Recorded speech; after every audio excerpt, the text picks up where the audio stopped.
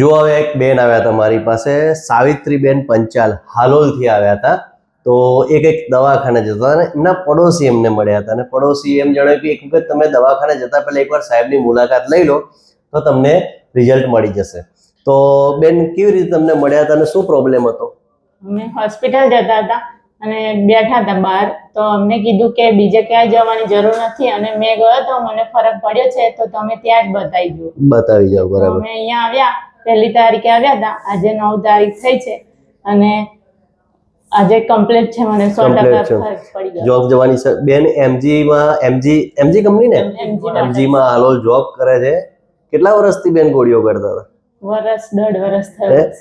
1 વર્ષથી ગોળીઓ ગળીને દુખાવાની થાકી ગયેલા, ખબર નહીં કોઈના કહેવા પર આવ્યા હતા. આજે 1 તારીખે આવ્યા હતા અને આજે એમની 9 તારીખ છે. 9 તારીખે એમને મારી પાસેથી 100% રિઝલ્ટ લીધું છે. તો બેન, કદાચ જેવી રીતે તમને કોઈકે કીધું હતું તો આજે તમે કંઈક બહુ મોટા ખર્ચામાંથી બચી ગયા.